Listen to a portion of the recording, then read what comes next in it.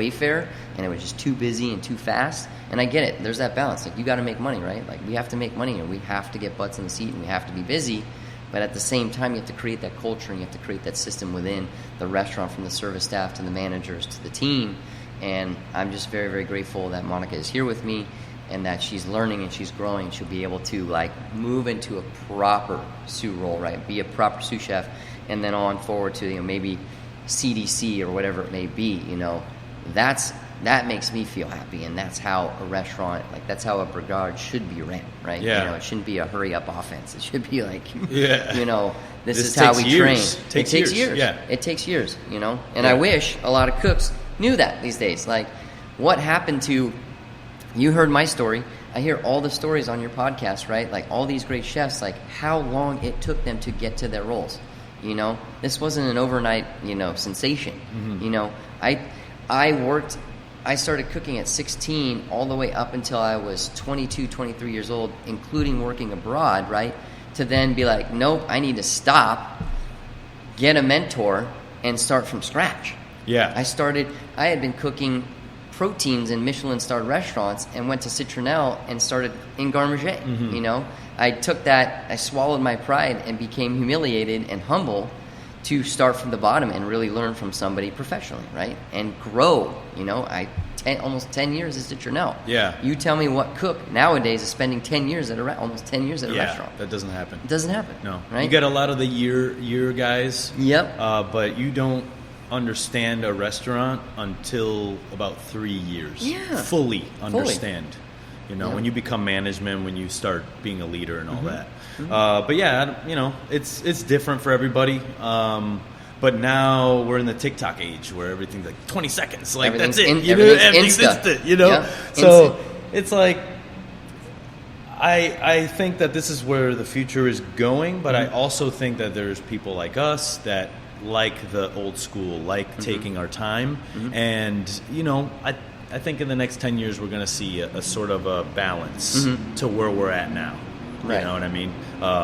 For sure. Like, we are in an instant age, and it's like, think about when we came up as cooks. Like, if you wanted to know what was going on at Trotter, right? Yeah, you had to You got to stage get the there. books, Yeah, or you got stage exactly. there. But you got to get, like, early on, my career was hanging out. I mean, we didn't have Omnivore books or, you know, what is it, K&N in New York. We didn't have these bookstores. Yeah. Like, I was at Barnes and Noble, you know, hanging out in the kitchen section, looking at Trotter, looking at, you know, whatever book.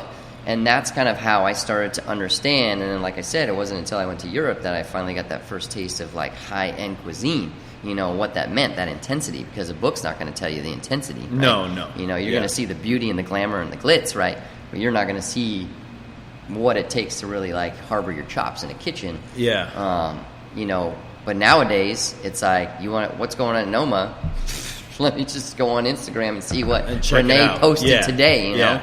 I will say that Instagram, I feel like chefs use it the best out of any business. Sure. Because it connects people. Connects. And it's more of a, less of a clout thing and more of a, like, hey, check out the cool shit we just did with this food. You know what I mean? And it's like, and then they give you the recipe, and you're like, no fucking way, cool. Like, I don't have to wait for this book to come out. I can just 100%. like do this garum, no problem. You know, and that's a good camaraderie to have. Yeah, you know, and it's global now. Something that you know, like, when I was in France, like, first of all, there was no smartphone. Yeah, I had a SIM card, a flip phone, a Nokia. Enough money to call home once a week. Play you know? Snake. Exactly. Play Where the Snake. directional buttons was 1, 3, 5, and am I getting 0? Exactly. I was like, man, if I only had an iPhone back then, like, I could have been taking pictures of plates. I could have been writing notes on my phone. Like, I could have had all this accessibility that we just didn't have. Yeah. So I do commend that. In that retrospect, that Instagram and all this technology is really, really moving and progressing the industry forward as chefs and stuff like that. For sure. You know, I just really wish that cooks would take a minute to understand it's like, you're not going to be a sous chef overnight, or like culinary students, like, you're not going to go to school for 2 years and then come out a sous chef, you know. And shame on the chefs who make early sous chefs.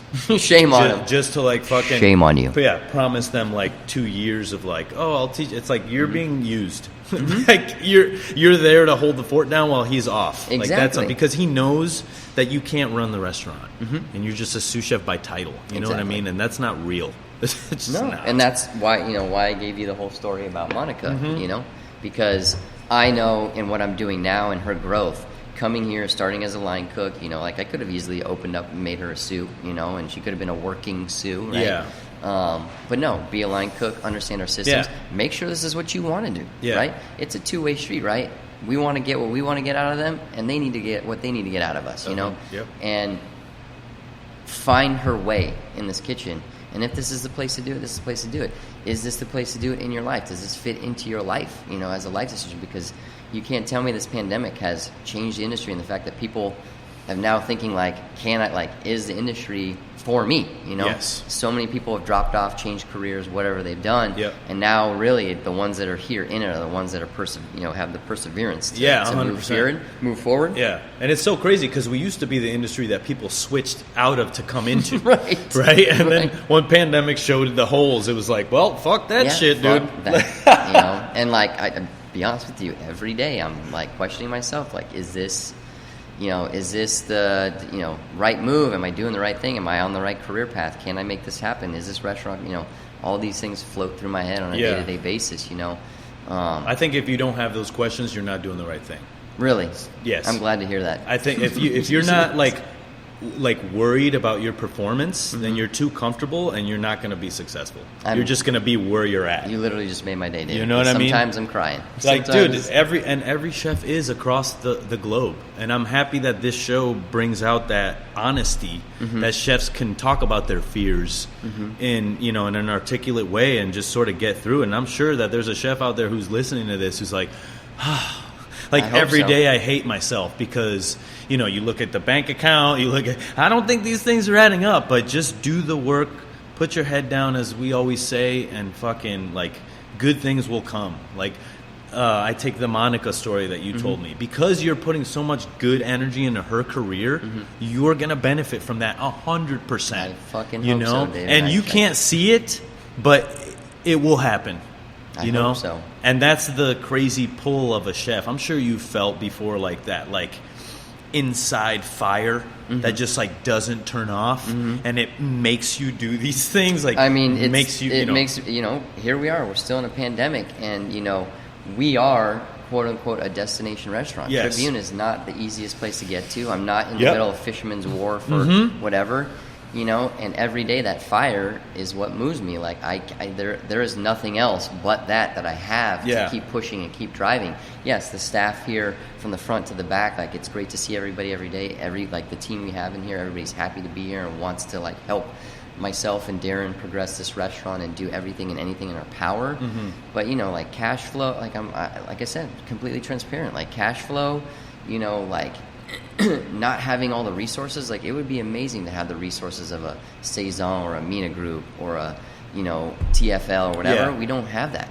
We don't have that. We got to do grassroots. Darren and I, every week, walking to local businesses. I make little cheesecakes. We have cards. We invite people in for free drinks. Doing that kind of just meet and greet and whatever. We just had the president of Visit Oakland in here the other day, who was listen, guys, I got resources. Use me as a sponge or a connection, whatever. And I'm fuck, thank God, because we just don't have. It's as you said, you're looking at the bank account, and it's very hard to expand those resources. People are expensive. I understand PR companies and marketing companies, all these people, everybody needs to make money. We're all hurting right now. Everybody's hurting. 100%. If anybody tells you right now they're doing really well, I question it. And maybe there are, I know that there's restaurant groups and stuff out there that are doing well because you can switch and move and finagle and whatever because you have those resources. But you don't. We're a small business. I think those that say, "Oh, I'm doing well," it's not a selfish person, but they work for themselves. Exactly. They don't have a team or you know what I mean. If you have a team right now and you're not worried, you better fucking be worried. Yeah. Because we got Omnicron coming out and all this shit, which sounds like a cool restaurant name. We call it Omarion, dancing through your system. Yeah, right? Yeah. But what's crazy? I was, before COVID, I got really sick, COVID sick. Okay. I didn't lose my sense of smell, but I couldn't get up out of bed for 5 days in the beginning of January. 2020. And then I went to Europe for a whole month, and every city closed behind me. It felt like, I was like, what the fuck's going on? I cancel my last stop. I come back to the U.S., 2 weeks, pandemic, everything closes, shut. Right? And I feel like COVID's just with us forever now. It's just like the flu.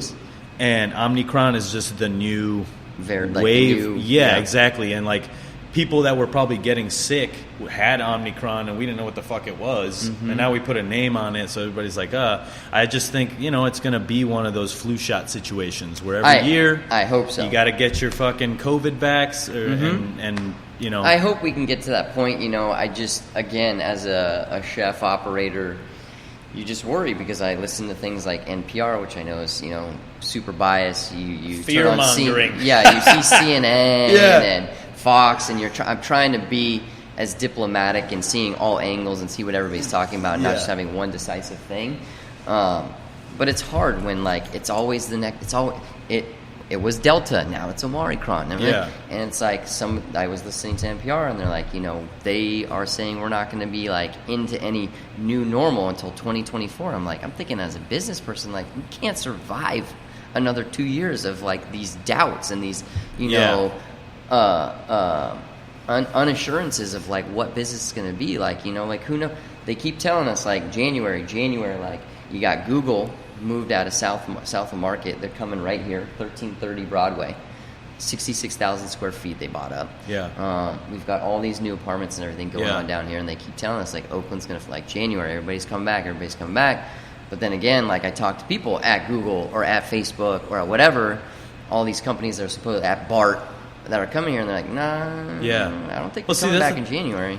Google has so much money that they can just buy it and be like, all right, cool, we'll fill it in 5 years. You know what I'm saying? Exactly. And then no one can have the space, you know? Exactly. And that's what's kind of fucked about these businesses and how fast they're growing. Because if you looked at Facebook, it was something separate. Now it's Facebook, Instagram, fucking all these apps together. And that brings me to the next, like, my question of the universe is like, what is the cap on real success? You know what I mean? Like, I think that as much as we're like, there's no ceiling and you can do whatever you want, I think it's environmentally damaging when you're like, we need to grow this business to be fucking everywhere. And like, now look at all the developments that, how many Burger Kings are across the world? How many McDonald's are across the world? Just like peddling this shit that's not even real food. You know what I mean? And then like mom and pop lose out. And it's like, it's all big business, capitalism. And like, don't get me wrong, capitalism is great. Like the fact that you can come from nothing and fucking make it, come up, that's cool. But there needs to be a cap. There does. I agree with you wholeheartedly. You can't just open fucking 36 Tribunes. No. You know what I mean?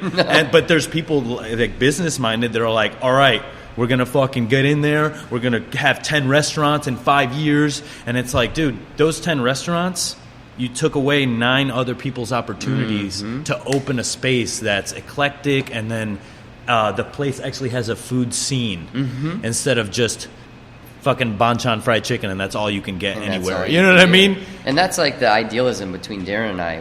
We grew up in Oakland. We're 2 hometown boys that brought it back to Oakland, and that was the idea of opening Town Revival. That was the idea of diving in with Tribune to really see what Oakland's scene is about.